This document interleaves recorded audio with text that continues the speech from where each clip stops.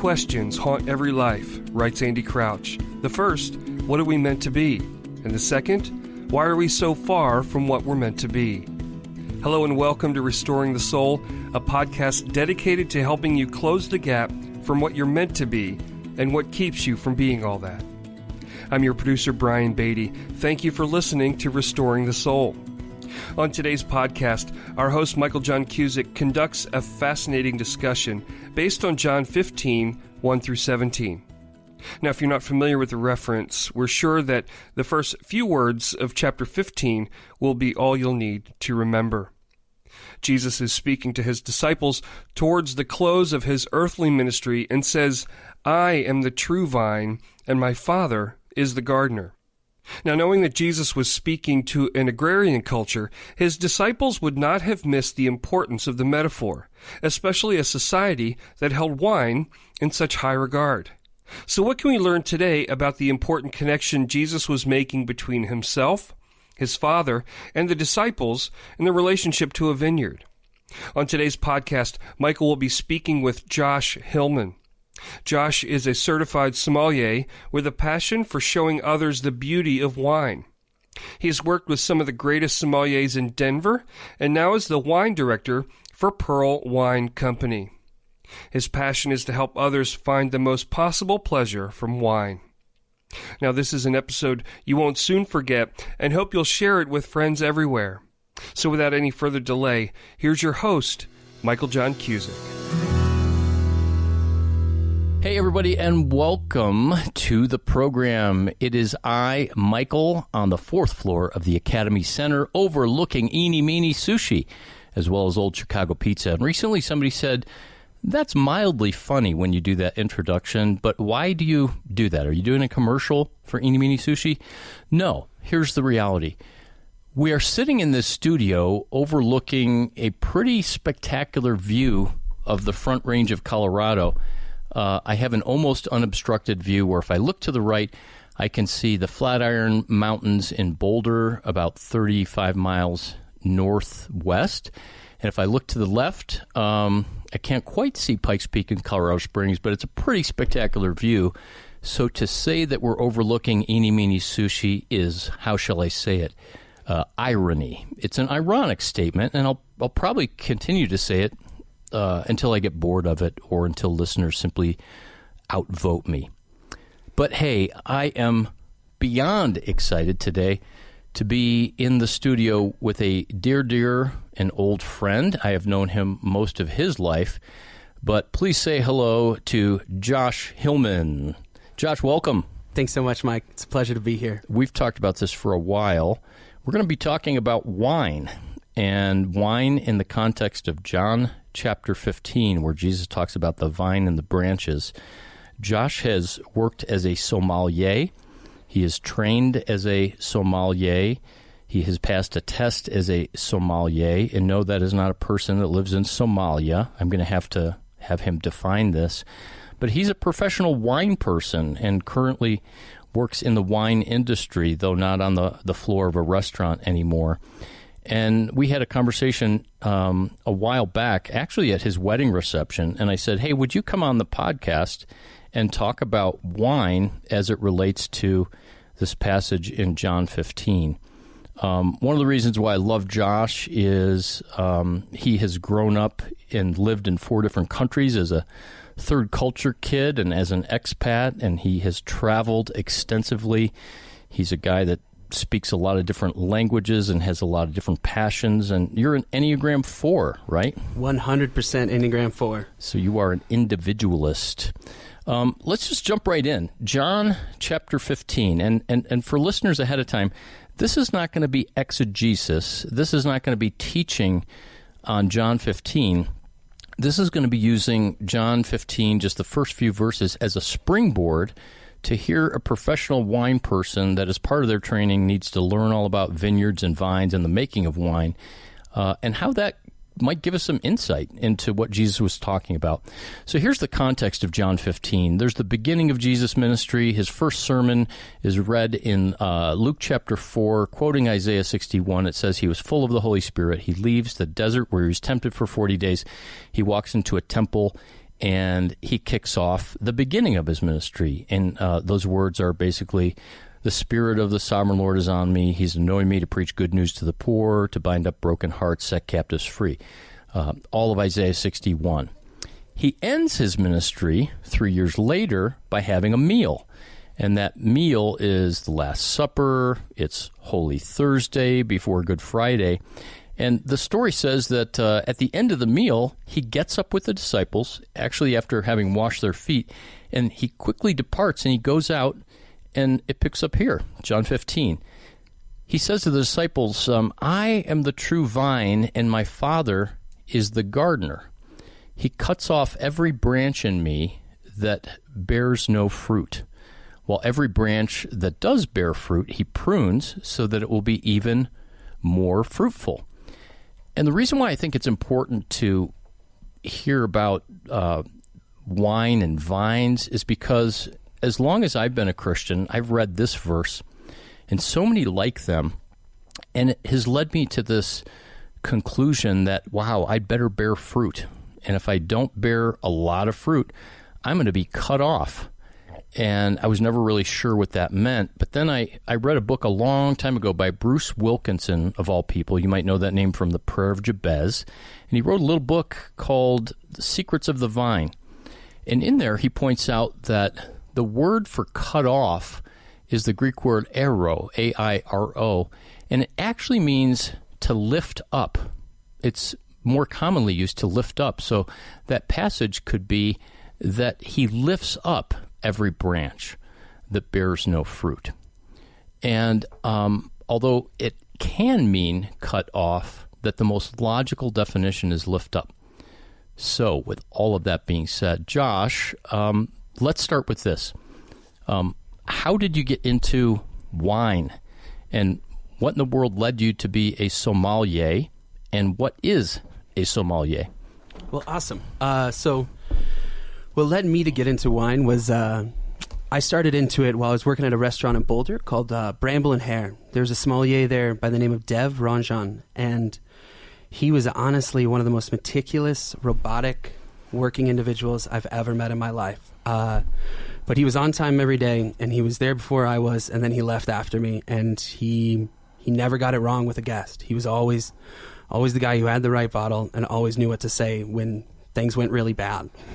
And so I saw him do that and saw that meticulousness and loved that idea and loved wine and got really excited about it, but spent about 6 or 7 years just working in coffee instead. Had a really great position that I loved, and luckily from that I learned how to taste, because it's a whole lot harder to taste coffee than it is wine, I believe. And so, now, let me just interrupt. When you were working in coffee, you weren't just like a guy that got a job at Starbucks. As a 4, you went all in.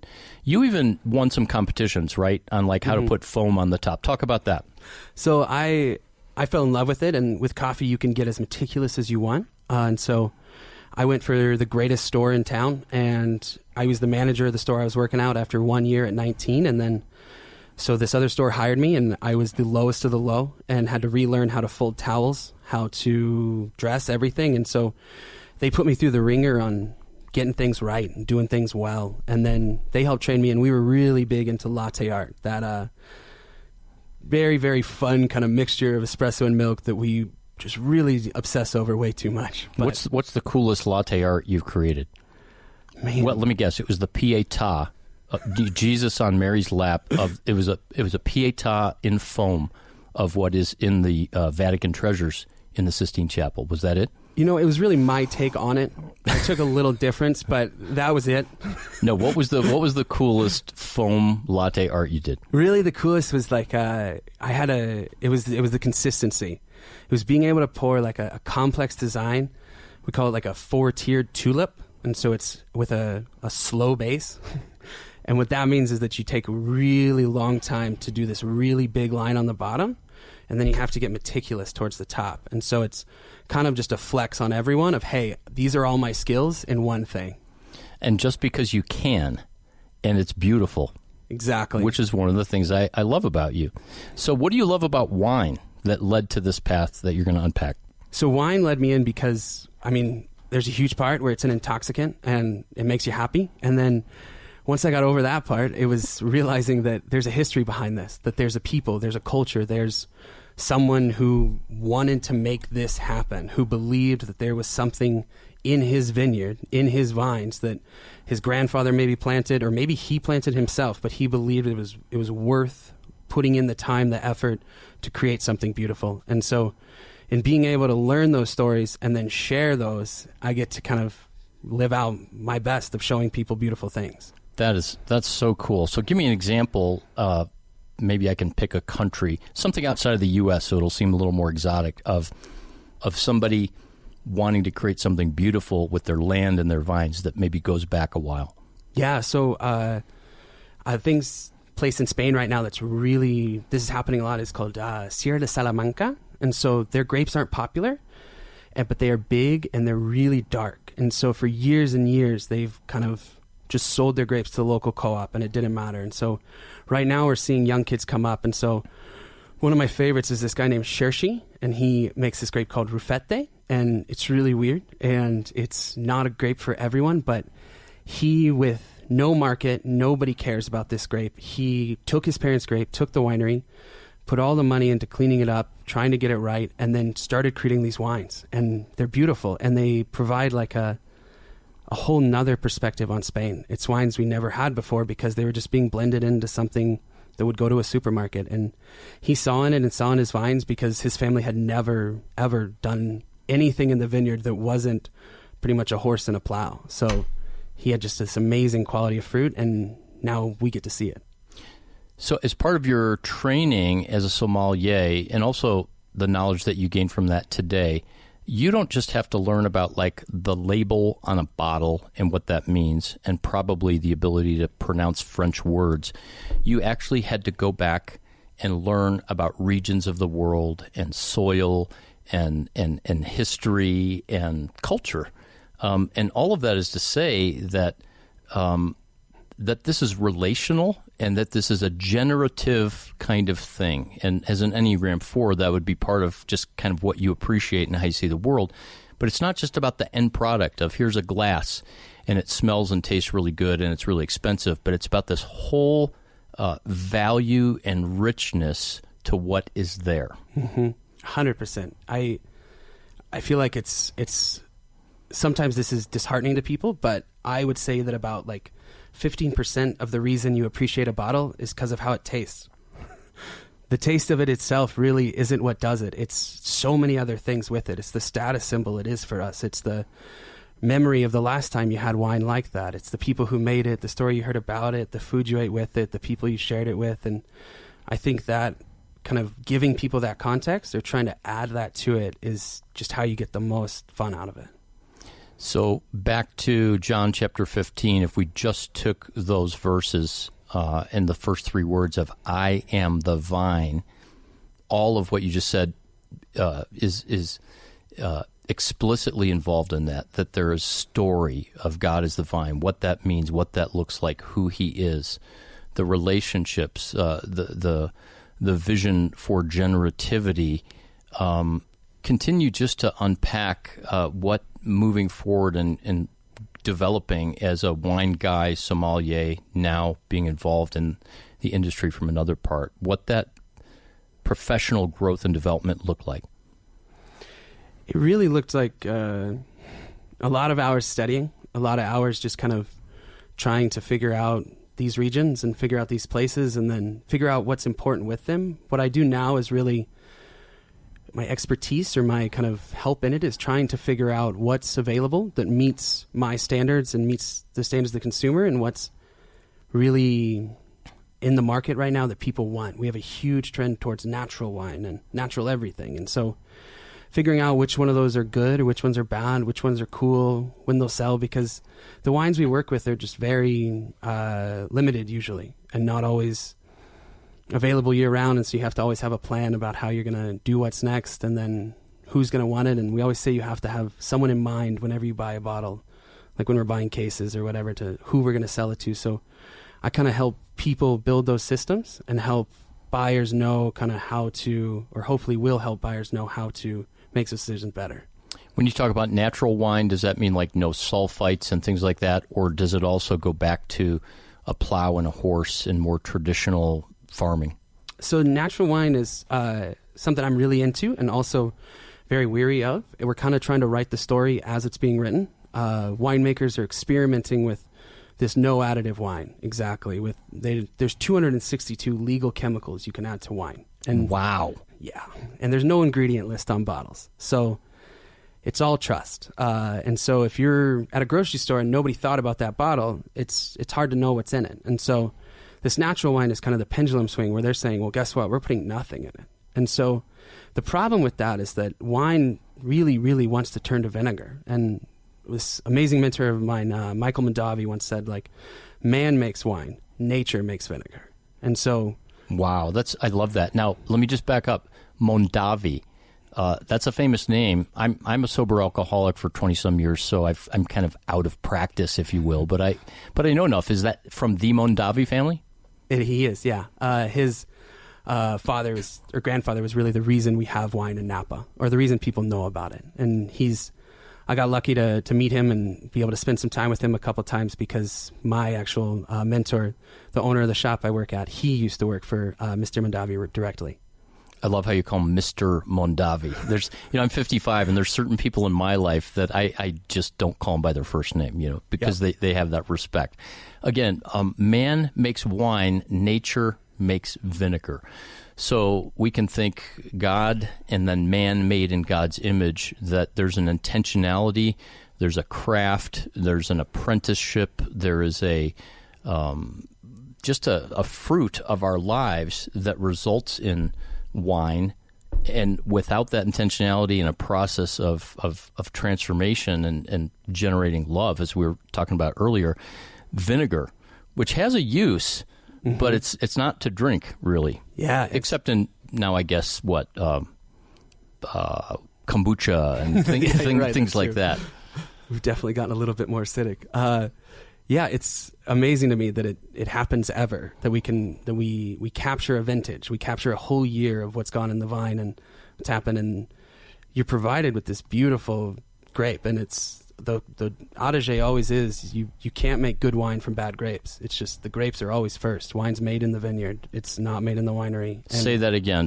That sounds like a keeper, that you can't make good wine from bad grapes. You can't make great wine from bad grapes. You can make palatable wine from bad grapes, but it really is like the truth about the vineyard and where it is and who works it and how it's treated will always be the miles ahead separator of good or bad wine.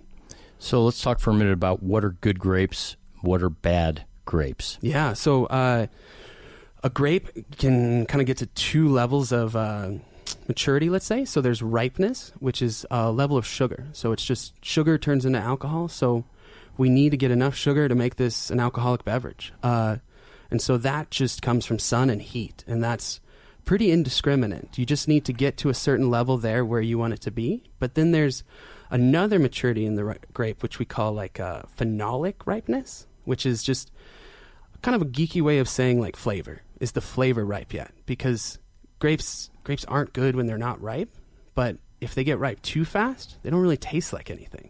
Ah, that's interesting.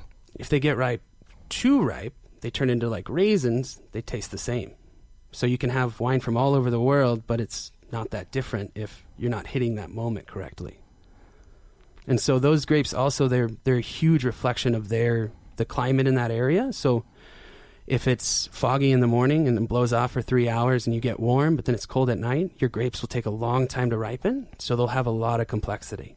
So it goes without saying, but I mean, there's so many variables that go into this. Yeah. It's not just about you plant a grape seed, presumably. Had to think for a minute. How do you get a grape? Uh-huh. You put a grape in the ground, but you plant those, and the vine grows. And it's not just that. Hopefully, you get good grapes at the end of the season, show up and harvest them. But I mean, fog, and how does the Mondavi family even control that? Yeah, so that's the funnest part about wine is like, so you have to choose your site correctly. So really, we're only messing with between the 30th and 45th parallel, or 55th, I think. And so there's no real areas outside of that are even on the table. And then inside of that, you you find your place. Some of the greatest winemakers in California and Oregon, they didn't have soil samples. They didn't have places to look. So they literally were like, I was standing on this hill, and it felt like the place in France where they grow these grapes. So what's the 55th parallel? That's a horizontal line marking a certain kind of climate. Yeah, so we're pretty much just, think like a quarter of the world, we can't be inside of Tropic of Cancer or Tropic of Capricorn. And then we've got about 25 latitudinal degrees. So really the limit being like, think Seattle or really the southern tip of England. That's the northern limit. And then northern Morocco and Africa is pushing it. But so non-tropical. Anything tropical, you're going to get coffee beans and kiwi and passion fruit and maybe an occasional durian for those who have dared into that fruit. That's some rough stuff. By the way, durian, if you have never seen one, I've been in the United Arab Emirates with Josh, and durian is the worst smelling fruit. And if you're a tourist where they grow them, people will take you, cut one open. It's ugly on the outside, right? And then you cut it open, and people say it's delicious, but it smells so bad that you'll want to run away from it. All right, that was a little fruit commercial. I love it. But we have that history together. Anyway, I never knew that there's only this horizontal across the world, which makes it even more rare. Yeah, very rare. And crazy to think, though, like these places that we have deemed as the best or as the greatest, it's not by me or my compatriots. It's these vineyards that are in Europe and were in the best spots have been there since the year 700. So they've been written about by Pliny the Elder and by everyone as long as there's been writing on kind of categorizing quality of booze. It's these places have been kind of set in stone, and they know it. So we're really trying to replicate Europe everywhere else. And I should give a little tagline for Lebanon. They've been making wine longer than anybody else. And well, I was just going to say, you've lived in one country, and you've traveled extensively in the Middle East. And so Jesus in John 15 is speaking from an Israel context. What are the implications of wine and vines in Israel and the Middle East? Because it's very close to Lebanon, obviously. Yeah, and so really interesting because we have an unfortunate kind of holes in history for Israel and their winemaking. They've had a lot of different circumstances that make it hard to keep records so easily. And so the history there, though, was way more than it is now. There was much more vines and much more kind of separated plots, and kind of many people would have a group of vineyards that they would help out with, and then a local co-op would kind of make all the wine usually. Maybe somebody would be a little adventurous and make their own at home, but the vines there would be really cool. We have some pictures left of a couple 300-year-old vines that obviously weren't there during this passage, but are a great reflection of what they might have looked like. And it's just, think kind of 6-inch wide trunks that are just torn to shreds. Looks like someone's been wringing out a rag of wood. And then each year there will just be one stick on top of this massive vine that's just torn to pieces. And that's those sticks they choose each year, which one will fruit and which one will not. Wow. So back to John 15:1, I am the vine, just those 3 words.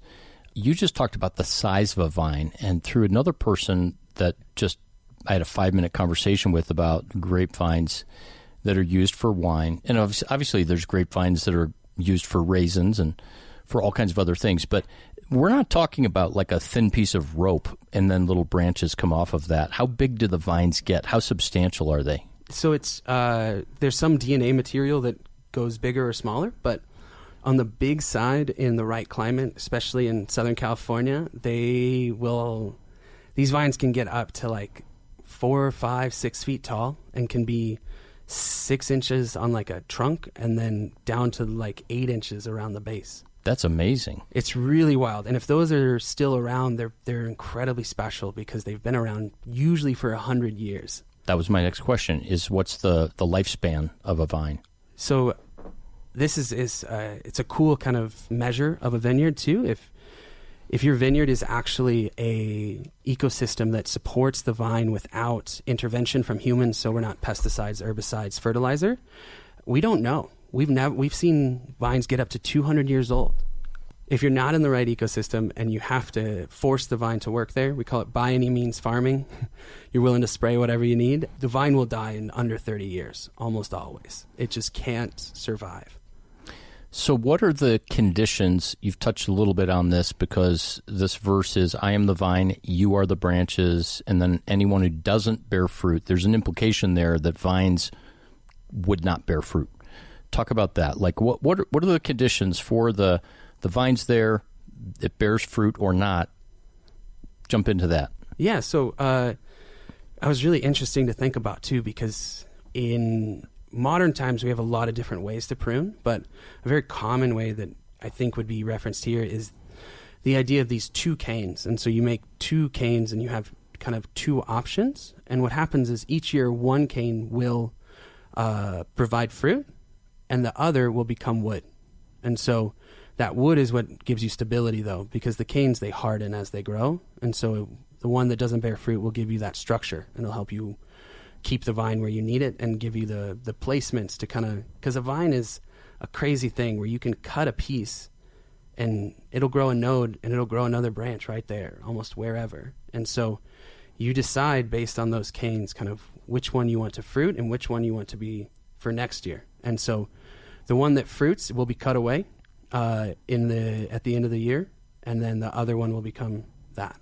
So in, let's call it real life winemaking and vine tending, that the fruitful vine and shoots are cut off. Mm-hmm. But it's not because they've been bad, but precisely because they've been good. Mm-hmm. And by cutting it, then it allows it to continue to be fruitful. Exactly. Basically taking a year off while the wood one then sprouts, generates, and that process repeats itself. Completely. And it's interesting to me, too, in this, that as we talk about those like shoots and vines, the ones that are going up and holding a big part when you're pruning a vineyard is you have to find the right amount of canes or shoots to get leaves. Because if you don't have enough leaves, you cannot produce berries because you're not going to make it. So because of the heat and the sun? Yeah, because of the sun as well, you just need, I'm blanking on the word right now, photosynthesis to occur, to ripen the grapes. And so you have to have some for fruit and some for just growing vegetative growth.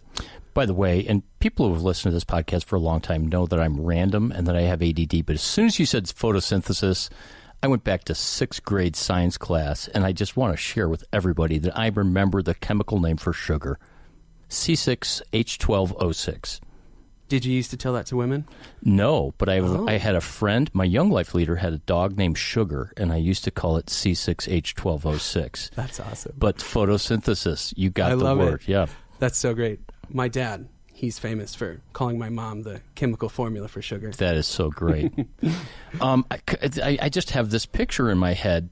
It sounds like with the cane that has the shoots and the fruit of the grape, and then the one that you said you use it for wood, it seems parallel to, and I'm not a farmer, the idea of letting a field sit fallow, and that, you grow 1 year here, and then after a certain amount of time, you don't grow anything for the soil to replenish. Is that the idea with using it for wood? Definitely. That's a huge part of it. Also, for letting that wood grow allows that to be a protected spur. So inside, if it freezes, there's usually kind of a sheath almost on the outside that will keep the growth going. But if it gets too cold and it's a new vine, it doesn't really have that sheath. So the protection it gains in the year of turning into wood and not having to produce fruit is very helpful too. So keep going. Just about, I cut you off with the wood and the sprouts from there, just about the creating this fruit. Yeah, so you kind of, one of the most important decisions you do in the vineyard is you choose kind of which canes you want to fruit, and then you have to keep that fruiting zone clear, because it needs to have not too many leaves so that airflow can get in, because if there's no airflow and when it rains, all those grapes will get moldy inside, and we don't want that. And so keeping that zone clear of leaves is very important, as well as keeping enough so that they're shaded, because grapes will burn, and it's not tasty when they get burned. So you need to have leaves so they're not burned. You need to make sure that the leaves are not too much, otherwise they'll go moldy. I mean, just very intricate conditions. Very much so. And when you make these decisions, you're cutting into the vine to make these canes or to remove canes from last year. And so what happens is those turn into buds, but they're a wound on the vine. So the vine is always susceptible to disease as you're pruning it, as you're making these kind of decisions. It's a scary time, but also you're setting up your whole year. Say, what is the wound on the vine? So when you come into that cane from last year, you have to cut it off. And then also around there'll be a bunch of buds because the vine wants to grow hundreds of canes. It wants to climb a tree. It wants to go as far as it can, but we really want it to be in that one spot. So we have to cut everything back. And so on each vine, it might be 6, it might be 4, but you really only want to keep 2 of those buds. So you just have these little kind of notches on the edge of the vine, and you leave them or cut them, and those will turn into your branches. And you only want to keep that couple so that it will be more fruitful. Exactly. Fascinating. Less is more, which is a huge theme both in my book, Surfing for God, and in the spiritual direction work that I do, that less is more.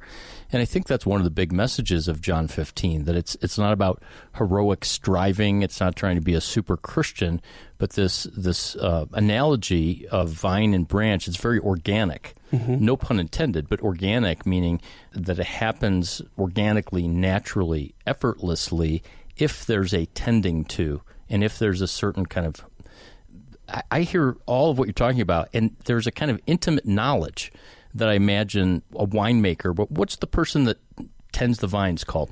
Yeah, so we call them viticulturists. Viticulturists. There's an intimate knowledge, like a person who's an animal trainer, where you can't just know about tigers, you have to know about that particular tiger. Yeah, exactly. And so these folks know about the soil on that spot, and the sun conditions and all of those things that you talked about. This organic nature, talk about that there's all this intimate knowledge, and yet there's something that's organic and actually outside of the control as well.